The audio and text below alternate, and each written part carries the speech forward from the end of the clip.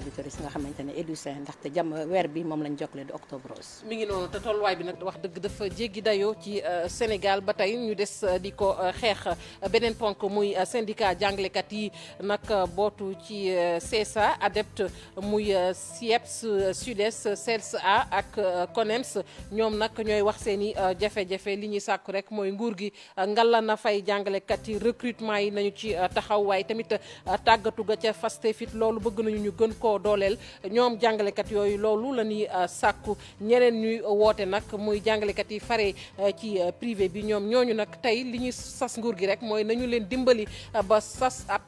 ab direction boo xamante ne dafay toppatoo ci lépp lu soxal école privée yi ci Sénégal ndax gis nañu ne daara yooyu léeg-léeg dañuy jànkonteel ay jafe-jafe ñoom jàngalekat yooyu ñoom it wax nañu li nga xamante ne mooy seenub métit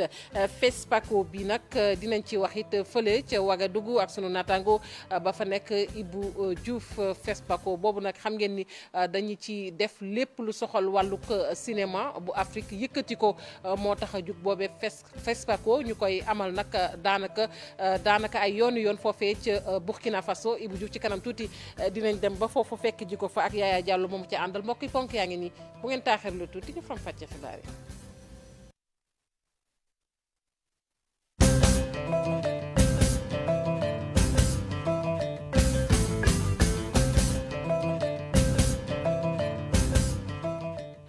dalli nag jàmm ci xibaaru digg bëccëg bi ni ma ko waxee woon ñu nekk nag ci weer wu ñu jagleel soxna yi ci wàllug xeexum cancer octobre rose fii ci Sénégal télévision Futurs Médias nag dafa dem seeti ab soxna soo xamante ne cancer bi jàpp ween la amoon tey jii nag mu wér gannaaw bi mi ngi dellusiwaat rek ci jaar-jaaram ak feebar boobu mu ne mësta wàcce ay loxoom benn yoon mësta nag maanaam nekk koo xamante ni daan toog naan lii duma ca génn tey nag xeexam mooy fexe ba jege ñi amee jàngoroy cancer mu leen di ñaax bu baax a baax Aminata Mbaare Sow Younous Diatta ñoo ko seeti woon Jalika Soumaré la ñu koy wax. li gën a marqué ci moom mooy fu mu toll mu ngi reetaan di xàqataay. Jalika moom lépp da koy delloo ci loxo yàlla moo ñu may dund moo ñu yónnee feebar moo koy wéral ba pare tamit nag man dama mës a am joie de vivre. Jalika Soumaré dafa amee feebar bi di cancer waaye tey jile mu mel ni mu ngi ciy wér ginnaaw bi mu defee intervention chirurgicale. pare naa traitement bi mooy la waraloon feebar bi la ko waroon faj def naa ko pare naa mais léegi suivi bi moo ci des day am suivi d'ici 5 ans nag. moom nag feebar boobule mu ngi feeñ ci moom ci mars 2020 waaye bu mu feeñee ak léegi lépp dafa xeex ak feebar bi. dellu lépp nag ci loxoy borom bi. ma nettali la benn kii sama benn sama sœuru xarit la quoi en fait mu ñëw fii toog fekk moo ma joxoon ay conseils yu bëri nag ci mbirum kii bi ndax bi mu ñëwee seet si ma un jour fekk maa ngi feebar nag mu xool ma rek ndeysaan xam naa kii yam yàqu mu commencé di jooy ma xool ko ba sa yàgg ma ni ko allo maam mu ne ma ni ko looy jooy mu ne non dara c'est que xam nga ni ma la xamee woon ak yooyu ma ne ko bul jooy boo jooyee damay tiit te man bëgguma tiit. man moom xam naa ne damay wér. loole sax moo ko may force ba mu engagé nu mu gën a gaawee paj mi le. ñu ngi ma ko diagnostiqué en mars 2020 dama dal yàlla dogal ma teel ko gis teel koo xam ñu def li ñu war a def yëpp analyse yeeg bilan bi ñu war a def yëpp pour ñu xool heureusement que laalul woon fenn donc ñu entamé. traitement bi moom dañ ko entamé rek kii ko bousculer ko rek kii ko daan ko. tey jile li nga xam ni jot na kaa dund ak feebar bi di cancer nee na ab cas d'école la ko def ndaxte fépp fu mu toog ak ay soxna da leen di sensibiliser di leen wax naka la ñu mën a def ba moytandiku jàngoro boobule. ñu koy jaajëfal bu baax a baax Aminata Mbaare Sow muy soxna su jàmbaare Jalika Soumaré dellusiwaat rek ci dundam balaa ñuy dugg nag ci li ngeen di waajal ëllëg ndax lépp mi ngi aju ci octobre rose bi wax naa ko sànq bi may door xanaa nga def rek yow ab jàngat tuuti ci nataal bi ñu def mu jëm ci soxna su jàmbaar si. jërëjëf Fatou Kiné soxna si wax dëgg yàlla c'est un exemple lañ koy joxe ndaxte lii dafa nekk témoignage boo xamante ne dafay permettre toutes les femmes ñoo xamante ne que cancer de l'utérus wala cancer du sein feebar la rek comme feebar yëpp li ñuy ñaax nit ñi mooy ñu teel a dépisté wu ndax boo dépisté woo ça se soigne te du moment que ça se soigne da ngay teel a fagaru ndax nee nañ fagaru moo gën faju du dëgg donc loolu moo tax tey jii mois bi nga xamante ne dañ ko jagleel femmes yi mu di ko octobre rose femme Dakar Plateau yi nga xamante ni que wax dëgg yàlla ñoom ñu ngi nekk au cœur de la ville de Dakar Plateau ñu am ci ñaax boo xamante ne bëggoon aussi la plupart du temps ils sont un peu laissés en rade loolu moo waral tey mouvement bi nga xamante ne moom laa koy jiite mu di ko ànd ak Mariam jàppoo liggéey di s'unir et travailler daal di spécial bi yoon ñu daal di concentré wu ci les femmes de plateau daal leen di bëgg jàppale gunge leen accompagner leen mais sensibiliser leen surtout parce que avant lii nag dafa am lu ko jiitu Fatou ne moo di ni que dama nekkoon bitim réew li ma nekk bitim réew yëpp wax dëgg yàlla man li may dundal mooy nit ñi ñoo may dundal donc booloo nit ñi nekk ci association yi nekk ci kuréel yi nga xamante ne dafa boot jigéen ñi ci loolu laay gën a yëngatu moo tax bi ma ñibbisee fii ci biir Sénégal ma xamante ne que je suis de Rebeuss fa laa juddoo yaroo fa màggee fa mu di Dakar Plateau ma xamante ne nag boo ñibbisee kat bay ci say wayu tànk donc da ngay commencer ci ñi nga xamante ne mooy les femmes yi bokk sa commune nga jàppale leen teg leen ci yoon ndax lii ce n'est pas une première c'est pas la première fois bu ñu nekk ci lu mel nii voilà mi ngi noonu ëllëg ngeen jëm ci bëccëg bu am solo muy ni nga ko waxee rek maanaam consultation yoo xamante ne dañ koy jagleel soxna yi ñu dem xooli seen bopp duñu fay dërëm moo xam ci wàllu cancer la bu mu ca mën a doon moo xam feebar yu laaleeg bët ndax gis nañu ne bu ñu ne rek cancer bi sax bu ma jëlee exemple xam ngeen ni soxna yi bokk nañ ci ñu gën a loru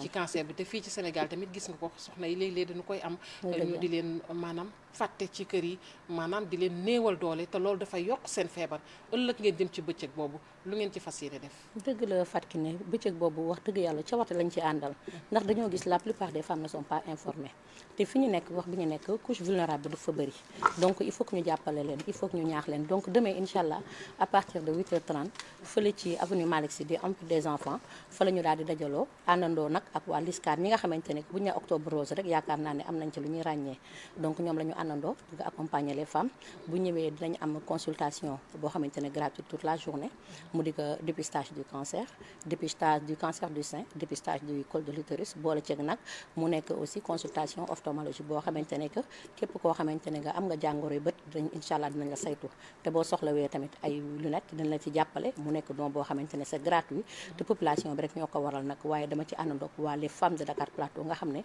kenn demul ñu des ndaxte lu jëkk njaag rek ñoom ñooy njaag ku dul femme plateau sax ku dul femme bu dëkk maanaam ku dëkkul sax Dakar Plateau mën nga caa ñëw waaw ndaxte mouvement bi ndax suñu mouvement bi dafa international donc dafa nekk loo xamante ne depuis bi ñu ko sosee léegi depuis 2017 la donc loolu dafa international donc képp koo xamante ne que soxla nga ndimbal ndaxte yëf yi jaamu yàlla lañ ciy def ba pare ndax jaamu yàlla weesuwul ki nga xamante ne dafa soxla ndimbal nga jàppale ko kon nag ñu ngi ciy woo bépp femme boo xam ne soxla nga rek te nga xamante ne que bëgg nga dañuy ñëw te yàlla rek a tax ndax dañuy defar di ci jaamu yàlla incha allah bëgg ngeen dépister ba ñaata ci soxna parce que xëy na dina am lim goo xam ne bëgg ngeen lu néew ngeen am ko dépistage bi xam nga fi mu nekk ne dañ ko jax sàmbali ci benn mais bu laajee ñaari fan sax ñu def ko ñaari fan koo xamante ne bëgg nga dépister dañu leen di ñaax rek nañu teel a ñëw bu ñu ñëwee te xamante ne tout est gratuit incha allah les conditions sont réunies luñ ci mën a dinañ ko ci def bu ñu amee 500 def bu ñu amee 1000 def te bu ëppee loolu tamit bu ëllëgee ñu daal di xool nu ñu def ba jàppale leen rek ndax yàlla tax dépistage baax na waaye beneen mbir aussi tamit bëgg naa ñu taxaw ci tuuti muy wàllu suivi bi parce que xam nga soxna yooyu ñuy dajale ñëpp du ñàkk ni feebar bi ñaanuñu ko nag waaye du ñàkk ni xëy na ñu gis ko ci ñenn ñi boobaa lan ngeen di def loolu moom ci lu ñu prévoir la aussi ndaxte comme tu le dis bu fekkee dépisté nga ba pare koo xamante ne gis nañ ni que doomu jàngoro bi mi ngi ci yow ñu ñaan yàlla mu néew loolu bu boobaa dañ lay accompagner mammographie bi dañ la ciy accompagner ñun ñoo la ciy jàppale fayal la mammographie bi nga dem def mammographie bi suivi bi ci war ñu teg la ci yoon ba nga xamante ne dinañ la mën a accompagner prise en charge bi kenn xamul chimiothérapie bi mi ngi fi leneen ak leneen mi ngi fi loolu yëpp ànd nañoo ak ay partenaires yoo xamante ne dañoo ci jàppale ndaxte ci loolu rek moo ñuy ñaan yàlla te aussi di aussi tàllal loxo Sénégal ñi nga xamante ne mënee nañ ko ñu daal di ciy gën a jàpp gën ci appuyer te xamante ne que du ñàkk ne am na ñoo xamante ne nañ ko soxla waaye boole nañ ko ci programme bi nga xamante ne moom la ñu tëral fële ci Empire des enfants lañ koy defee à l'avenue Malick Sy yan partenaire ñoo leen ci fas yéene gunge parce que yii tamit wax dëgg dafa laaj koppar gis nañu ni également ku ci mel ni kuréel gu ci mel ni LISCA gis nañu liggéey bu am solo bi mu doon def waaye gannaaw bi tam gis nañu ne ñàkkum koppar taxoon na ba tey ji ñenn ci ñi mu daan taxaw ci aji tawat gi demoon ba ami jafe-jafe mu mel ni partenaires yi dañoo xaw a sax dellu ginnaaw ñi daan dugal seen loxo ngir dooleel yéen nan ngeen fas yéene taxawee ci yëf yi loolu moom wax dëgg yàlla lu jar a bàyyi xel la ndax ni ñu ko waxee partenaires yi baax dañ ci baax sax ndaxte ndaxte benn loxo rek mënul lépp man nag des fonds propres loo xamante ne man maa ko génnee wax dëgg yàlla te yàlla rek tax di xam ne fayu yàlla moo gën bu ñëpp moom laa tàmbalee waaye partenaire ci ak l'ISCAR waa PNA aussi wax dëgg yàlla jàpp nañ ci bu baax a baax ci lépp li nga xamante ne moo jëm ci garab ak i tufaay yoo xamante ne dinañ ko soxla gëstu nañ tamit ministère de la santé mu nekk ñi nga xamante ne aussi dañ ciy jàpp ci en partenariat loolu nag nekk na loo xamante ne wax dëgg yàlla lii rek la ñuy ñaan yàlla ndaxte wax dëgg yàlla président Macky Sall tamit loolu la ñu ñaax ci jigéen ñi rappelé tuuti lieu bi maanaam fi ñu koy defee pour vraiment ku bëgg a dem nga xam ni fii lañ koy defee nga mën faa yegg ñi ngi koy defee à l'avenue Malick Sy am na benn cinéma Empire des enfants moo fa nekkoon donc ci biir cinéma Empire des enfants incha allah foofu la ñuy defee dépistage bi waa polyclinique aussi dama lay fàtte mu nekk ñoo xamante ni que ñu ngi yëngatu ci santé ñoom tamit ñëw nañ ci def nañ ci seen loxo te incha allah rabbi à partir de 8h30 rek bëgg nañ fa toog lu mu laaj rek def ko ci sa kàddu gu mujj rek ñu tëjee foofu parce que jàngoroy cancer toll na foo xamante ni duñu tàyyi di ñaax doomi Sénégal yi duñu tàyyi di ñaax soxna yi ndax wax naa ko léegi ñoom ñoo ci gën a loru tey lan ngay wax sa kàddu gu mujj gi moo di ni que di leen sensibiliser di leen wax nañ leen jóg bu ñu ragal ndax am na ñoo xam ne bu ñu déggee turu cancer rek dañuy xaw a réticente tuuti ñu xamante ne loolu dara dafa nekk saytu la te teel a saytu teel a faju daal di teel a wér kon loolu lañ leen di woo ci ñoom ñëpp ndaxte ci biir am naa benn femme boo xamante ne que at yi ñu passé dafa dem dépisté wu xalaatul woon dara mais ba mu dépisté dafa gis doomu jàngoro bi te waaye wax dëgg yàlla barki dem ba mu koy témoigné ne nañ ko wax dëgg yàlla dañ ko teg ci yoon faj ko accompagner ko ba macha allah tubar fa kàll fi mu nekk ne dara nekkatul ci moom kon nag ñuy ñaax femmes yi di leen wax ñoom ñëpp rek nañu góorgóorlu jug teel a dépisté wu ndaxte loolu moom mooy meilleure solution au problème. jërëjëf ñu koy jaajëfal bu baax a baax mu nekkoon Kankou Thiambo nga jiite mouvement jàppoo liggéey muy s'unir et travailler muy lu am solo kon nag bëccëg bi ëllëg la bu ci yàlla àndee ñu cay woo soxna yi ca Dakar Plateau ngir ñu dem saytu ji seen bopp ci wàllu cancer ak yeneen i jàngoro ñu ngi lay jaajëfal bu baax a baax xibaar yi ñu wëyal ko ak ñu ko waxee woon syndicat jàngalekat yi bootu ci CSA ADEPT nag muy waa SIEPS SUDES CELSA ak CONEMS ñoom nag ñi ngay wax lu leen naqari lool bokk na nag ci payoor yi ñu ne nguurug Sénégal am na yu mu téye te jàngalekat yi soxla ko kon nañu leen ko jox ñoom jàngalekat yooyu nañu leen fay naka noonu it tàggatu ga ñu doon def ca FASTEF bëgg nañu daal ñu gën koo dooleel recrutement bi it naka noonu ñi ngi doon janoo ak taskatu xibaar yi Abdou Fati moom mooy secrétaire général bu CELS ñu teewlu ko ci micro Oumar Mbow. Maintenant 2019 am na ay enseignants yuy xaar seen résultat formation diplômante loolu c'est inadmissible ngeen xam ni également am na suñu camarades yoo xam ni dañu war a def ay li ñu naan mise en position de stage depuis juróomi at ñu ngi xaar ñu ngi waaj a dem retraite chargé de cours yi ñu ngi dimbali nguur gi mais nguur gi di leen pénaliser loolu nag dafa war a dakk waaw di wax ni également école pandémie bi dafa ñu war a yee mbas mi dafa mel ni jànguñu ci dara mooy tey xool leen école yi masque amul lave-mains amul gel amul kenn clôturé wul école yi soo demee Louga 30% des écoles amul point d'eau kooku moom c'est la porte d'entrée mbas mi dafa mel ni jànguñu ci dara donc nañu recruter sànq wax nañ ko suffisamment d'enseignants ça moom fa lañ leen di xaar infrastructure yi tamit sànq wax na ko scandale bu gën a rëy amul mooy Sénégal ñun ñuy joxe suñu impôt pour ñu tabax ay école soo demee ci zone yu bari lancé nañu marché yi am ay nit gagné ko nit ñi toog fii Dakar sous-traité ko sous-traitance bi yeggul. ñu yegg ba Koumpentoum ak conseiller économique bi di Serigne Bassirou Sy moom nag mi ngi sàkku rek ñu amal ay ndaje yu yaatu yoo xamante ne dañ koy jagleel wàllug mbay mi ngir gën a nag xalaat ci jafe-jafe yi am ci wàllug engrais waaye tamit wàllug jiw yi tamit dañu gis ni ay jafe-jafe daf ci am bu baax a baax moom Serigne bi nekkit opérateur économique mi ngi yëgal nag ñi yëngu ci wàllug dawlin gi ne nañu tamit bàyyi xel ak it jël matuwaay ci rek njaayum gerte mi Moussa Oumar Gueye la ñuy fekk ji ca boor yooyu mu ànd ci ak Oumar Diédhiou. ndajem waxtaan bu yaatoo yaatu jëm ci wàllub mbay mi lu ñuy duppee assise agriculture nekk na li nga xam ne dafa itteel lool Serigne Bassirou Sy bu sil Serigne Malick nee na bu sañoon nguur gi ci jamono ji nga xam ne nag ñu ngi wax lépp lu jëm ci wàllub mbay mi saa su ne ñu ciy gis ay gàllankoor lu jëm ci wàllub jiw bi ñuy am xiini mii na ndax dafa am jiw bu am qualité wala amul qualité lu jëm ci wàllub engrais bi di manqué war nañ ci wut ay saafara. gerte la juróom-ñeenti gooñ la ñu xam bay xam nañ gooñ nam daan meññee ren boo nee bii boo ko xoolee rek benn fukki gooñ yi mutul sax benn gooñ ça veut dire que production bi dana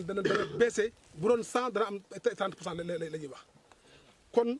loolu li ko waral mooy jiw bi moo am problème seen saytu dafa des mën nañoo débat nag ci télévision yi rajo yi di wax n'importe quoi waaye sur le terrain la réalité est là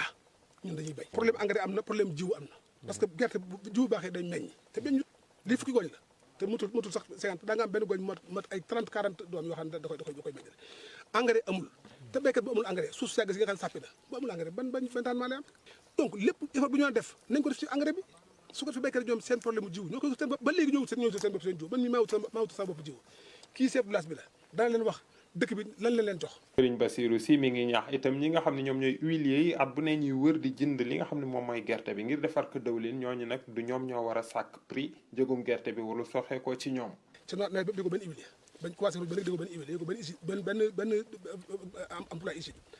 bu ñu béyee nag ba sonn ba agsi fi gerte gi rek bu ñu commencé bàcc rek ñu commencé dem rajo télévision yi. mu des nag ñi nga xam ne ñoom ñooy nguur gi naka la ñuy def ba lépp lu jëm ci wàllu li ñuy subventionné lu jëm ci engrais nekk li nga xam ne mooy gën a fës loolu nag nekk gis-gisu kii di Serigne Bassirou Sy bu Sil Serigne Malick. ñu yegg gannaaw Koumpentoum Bayax nag ma nga ci commune bu Diender département bu Thiès la wax ci bëccëg bi ñu jagleel soxna yi féetee ci àll bi moo waral soxna yooyu ca Bayax nag daal di doon benn say rek ñoom it ngir taxaw ci lépp lu mën a soqali seenub nekkin ak seenub liggéey ñu ne nag ak ñàkk kaaraange daal dañu ko nemmeeku ëllëg ci lépp loo xamante ne nii mën naa dooni jafe-jafe muy ci lu ñu war a dundee ndax bari na li ñuy wax insécurité alimentaire fii ci Sénégal ñu ne nag loolu duñu seetaan mu ñëw balaa boobu dañu koy teel a gàttandu moo waral nag ñu daal di def seen kéemtalaay kattan wax ñoom it li cay jafe-jafe ak nees ko mën a saafara leneen li ñu gis nii jafe-jafe la muy soxna yi seenug jote ci suuf si Cheikh Anta Diop ak Sey Latira ni kaw gi daje woon fii ci Bayax nekk ci commune ab Diender ci bëccëg bi ñu taamu jagleel ko femmes rurales yi nekk ci àdduna bi fii ci Sénégal de ñu gis ni jigéen ñi ñu ngi yëngu ci wàllu mbay mi càmm gi waaye nag ñu waxtaanee jafe-jafe yi nga xamante ni am nañu ko ginnaaw bi mbas mi duggee fii ci réew mi. bay loo xam ne dañ koy dundee fukki nit yoo jël yi nekk ci wàllu production alimentaire juróom-ñaari yi ay jigéen lañu. kon kañ suñu sécurité alimentaire ñoo ko yor puisque nag ñooñu ñoo yor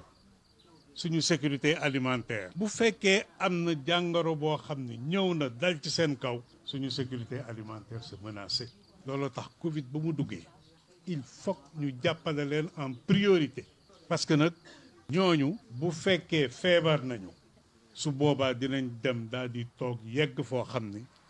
xëy na lu ñu lekk Sénégal dinañu jafe. soxna yi sax nee nañ mënuñoo tudd mbay te jiitaluñ ci jigéen ñi waaye seen jafe-jafe bokk na ci ni ñuy amee suuf ak lu jëm nag ci wàllu financement. jigéen ñi gox-goxaan yi daje fi ci jàppaleek nag projet leadership ci li nga xam ne mooy sécurité alimentaire ci li nga xam ne mooy accès des femmes à la terre. ndax Covid bi kenn ku ne xam na ne bi mu ñëwee li mu yàq bari na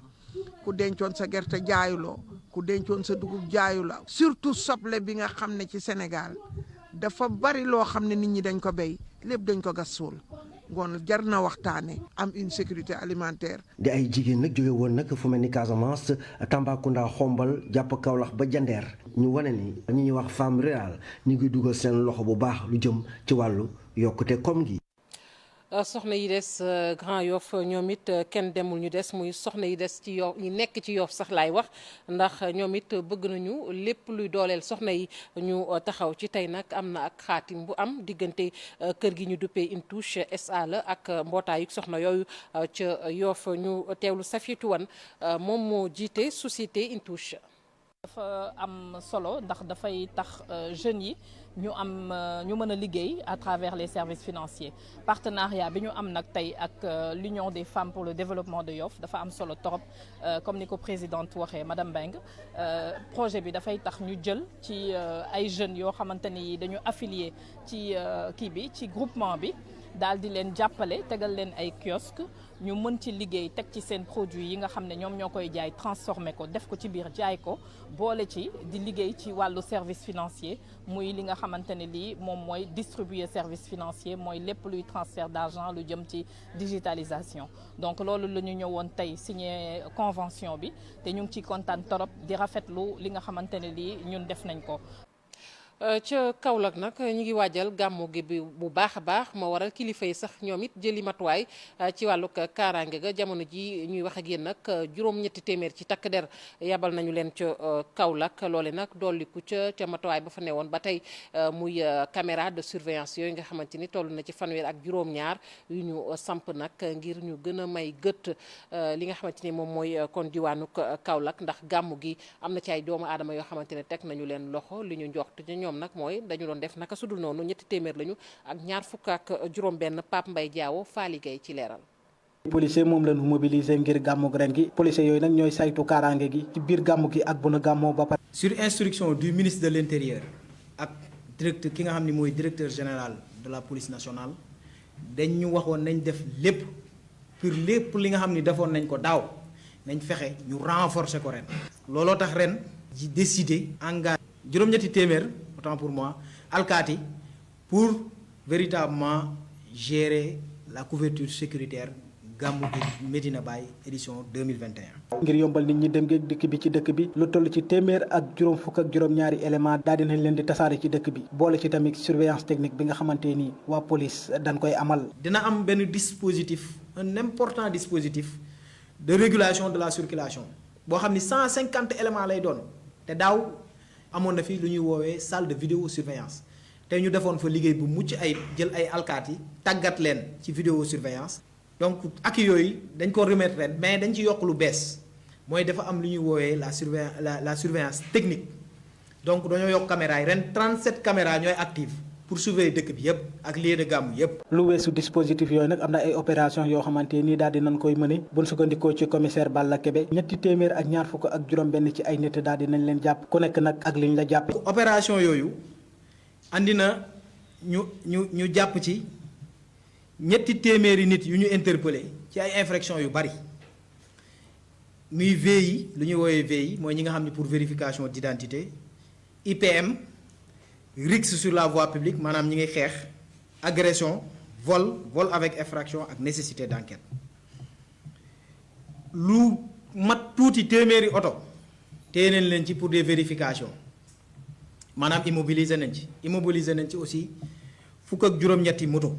police nag di xamle ne dispositif bi nga xamante ni moom lañ teg ngir saytu gàmmu gi dañ koy wéyal ba banee gàmmuwaat ba pare. ñu des foofu ca diwaanu Kaolack ak mbootaay gi duppee seen bopp deewoo ñoom it ña ngay def seen kéemtalaay kàttan ngir nag gàmmu gi ñu bañ a wàññi benn doomu aadama bu am jàngoro yu mbas mi moo waraloon nag ñu doon setal Medina Baye ak lu ko wër liggéey bu am solo mbootaay googu def na ko fa Mamadou Diallo moom la ñu dénk lu lépp lu soxal communication boobu ca mbootaayu deewoo ñu teewlu ko. dañoo dellu si Medina Baye ci. jéem ko def li ñuy naan setal comme niñ ko defee woon daaw comme niñ ko defee at yi yëpp moo tax tey ñu dellu siwaat ci guddi gi nga xamante ne Maolana Cheikh Ibrahim Niass woote na ko pour ñu màggal guddi yonent Yàlla Muhammad sallallahu alayhi wa sallam moo tax deewoo ñëw teew pour yokku taar bi comme niñ ko bëggee ci diine comme ni ko Maolana Cheikh Ibrahim Niass diglee aussi moo tax tey deewoo ñëw ne dina deewoo ci mbedd bi deewoo ci tali bi pour mu mën a set wecc mais nit ñi war nañ jàpp ci liggéey bi nga xamante ne képp koo xam ne naan nga sa mbuus sa ndox wala sa gobelet nga jël ko di ko sànni ci dépositoire mbalit yi nga xamante ne def nañ ko fi def nañ ko ci alentour yëpp loolu aussi deewoo soxla nañ ñu def ko bu baax a baax. gannaaw Kaolack ñu wutali ndarge ci ba gànnaaru réew mi ak commune bu Mbumba nag ñu ne mi ngi jànkonte lay jafe-jafe yu metti li ñu seetlu sax ca commune boobee mooy am na ca ay gone yoo xamante ni dematuñu daara ndax rek seen waajur seeni loxo jotul seen ginnaaw moo waral nag commune boobu di wooteek wallu tey sàkku ci kilifa yi ñu gestu leen ndax juróom benn junni ci doomu aadama ñu ngi koy wàññi ci gox boobu di Mbumba Ousseynou Diop Habib Seck. gox la bu ñu war a soqali nekk ci département bu Podor juróom-benn junni ci doomu aadama ñoo fi yeewoo ci commune bu nu mel ngir nag ñu mën ko soqali force ñu boolee doole yi mooy xalaatu kilifa yi nekk ci gox bi. sonn nañu trop waaw dëkk bi doxul ni mu waroon doxee yaakaar bi ñu amoon yëpp àgguñu fa kon ñun suñu taxawaay tey moo doon suñu taxawaayu démb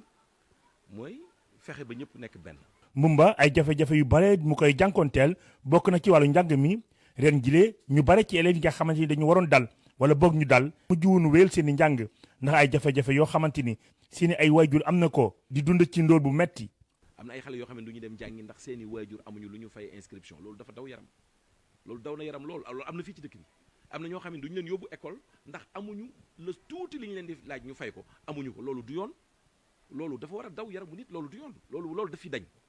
bu soobee yàlla bu ñu yàlla may ndam loolu daf fi dañ. ngir soqali gox bi mbay mi la ñu war a jiital ndaxte lu toll ci ñaar fukki at ngi ni le am na ay bërëb yoo xamante ni nekk ci commune bi kenn bàyyi ko ngir ñu mën ko soqali kilifa yi ni foofu rek la ñu war a mën a jaar ngir xeex ndóol mi. ndam ba ñu jël mairie bi li ñu jëkk waxante gouvernement ak président de la république mooy ñu jàpp ci loolu ñu dundalaat ko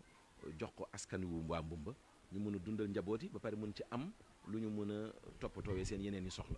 loolu soxla la boo xam ne bii man jaaxal na ma ba tey lu tax lu ëpp ñaar fukki at a ngi nii kenn jógul ci loolu kenn toppatoowu.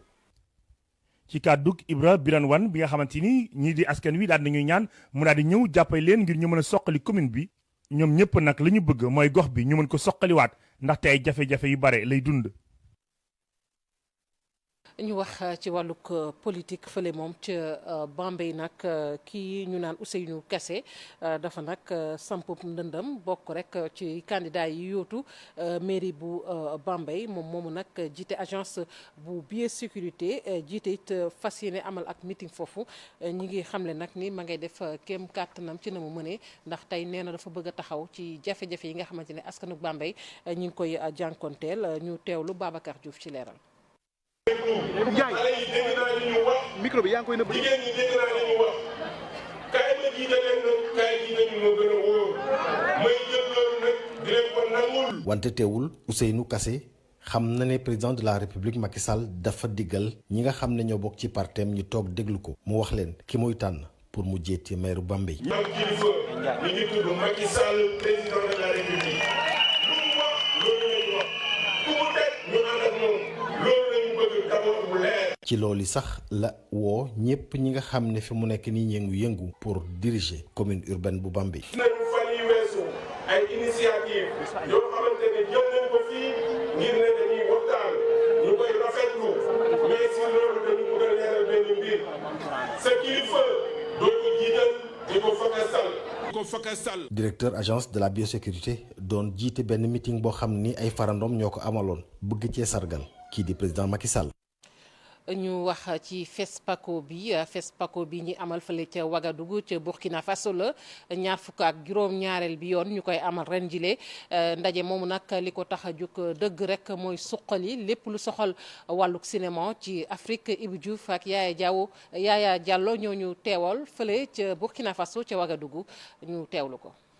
taskatu xibaar yi di fësal seeni liggéey ci lépp lu laale audiovisuel bokk tamit ci partenaires yi gën a fës ci lépp lu laale 7e art wala cinéma FESPACO di xew-xew bu leen amal solo lool ndax dina leen may ñu fësal lii di cinéma. Très contente d'être ici parce que c'est la crème de la crème. mbégte bu mag la si man ma teewee fii si FESPACO bi. waxtaan nañu daje cinéastes yi gën a xarañ si Afrique ak si diaspora bi. li si gën a neex nag mooy Sénégal mooy pays invité bi te man nag damay seetaan ay film sénégalais yu bëri. C'est le pays d'honneur cette année. Je suis au FESPACO parce que. man dama ñëw FESPACO ndax dinañ fi dawal ay film yu bàyyeekoo Cameroun yu bëri bi mooy ñaareelu yoon bi may ñëw fii ci Ouagadougou. de voir les films africains. FESPACO 2021 yemook ñaar fukkeelu édition bi ak juróom-ñaar ñu ne nag bëri nañ fi ñii di taskatu xibaar yi moo ne day bëri woon na ay jafe-jafe yu taxoon ñu dàqandi bi la xew-xew. la particularité. li tax FESPACO bi neex ma lool dafa di ay moment yoo xamante ne dina tase kàngam yi fi nekk maanaam ñi mës a jël étalon bi te loolu tamit dina lu may ñu taseek yeneen confrères ñu waxtaane rek lépp lu aju ci wàllu cinéma. et de voir des films africains faits par les Africains. amoon na jafe-jafe ndax mbas mi ak tamit aspect politique bi tamit ak tamit si mbirum sécurité. waaye nag terewul FESPACO bi ñoom fexe nañ ba taxawal ko ba mu am. loolu nag moo waral teewaay RFI. taskatu xibaar yi bëri ci ñoom ñoo xamante ne dañuy saytu lépp lu aju ci wàllu cinéma lii dina leen may ñu indi seen xalaat ci ni ñuy gisee cinéma bi ñu defaree fii ci Afrique. Je crois que dans l'ensemble on se cherche. yaakaar naa ne foog ñu xoolaat ni ñuy liggéeyee ci wàllu cinéma bu ko defee ñu boole xalaat yi ñu bañ di toog rek ku nekk sa ruq te doore ko ci li nga xam ne mooy production locale yi maanaam yu ñuy amalee ci suñu dëkk yi. soit déjà effectué depuis sur le plan national. FESPACO atum 2021 ñu ne ndorteel bi tey lay doon ci ngoon ñu ne nag loolee dina may ñëpp ñuy yëngu ci wàllu cinéma fii ci continent bi ñu fësal seen liggéey loolu yëpp ci jàppandalu taskatu xibaar yi nga xamante ne dañ fi teew ngir fësal xew-xew bi. Mongo Kibou Diouf taskatu xabaar yooyu bàyyi ko fu ne ci àdduna bi ngir xew-xew bu mag boobu ca Ouagadougou ñu ngi lay jaajëfal bu baax a baax mbokk yi nit sant nañu leen gërëm leen yéen ñoo ñu fare woon ci machine bi ak ñu jàpp ci xibaar yi ba mu sotti ci rédaction bi dig na leen daje ci yeneen jotaayu xibaar ñu leen di ñaanal kenn du lu jàmm te di ko sàkku ci yéen.